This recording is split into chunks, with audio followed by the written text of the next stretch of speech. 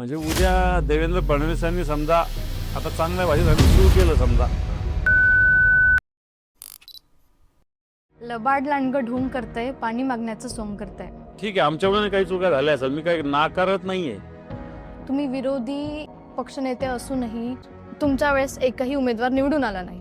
शिवसेनेचं कल सध्या मुस्लिम समाजाकडे जास्त आहे. तर असं वाटतं का की यामुळे जो मूळ मतदार होता तो बाजूला झालाय? ही पहा, ती काँग्रेस होती, मुस्लिमांचा अनुनय करणारी होतीच. आमचं धोरण हिंदुत्वाचं आहेच.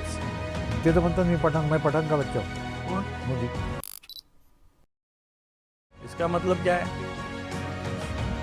आता ही बसलेली तर नाही तर मी चांगला पठाण का बच्चा आहे तर मग विचारलं असतं काय. 9.5 लाख कोटीचं कर्ज आहे आता सरकारच्या डोक्यावर, या राज्याच्या डोक्यावर. कसला निधी अजित पवारकडे? आता तो एकनाथ शिंदे ते लावतात फोन कुठून तरी, दवाखाना सुरू करा. अरे दवाखाना असा सुरू होत असतो का? 400 कोटीचं बीडमध्ये ते का कलेक्टरचं नाव येणार आहे, अजून थांबा तुम्ही 8 तारखेला. आज मुख्यमंत्री असतील, उपमुख्यमंत्री असतील, सगळे फार विदर्भापासून पूर्ण भर महाराष्ट्रात फिरतायत. ठाकरे कुठे आहेत? नामनेरचं त्या उमेदवाराचा फॉर्म काढायला गचंडी धरून घेऊन आलं निवडणूक आयोगाचे तक्रार केली पाहिजे. आणि मग तुम्ही काय करणार? आणि काय करणार, लोकांना आवडतं ते, लोकांना घ्या म्हणा.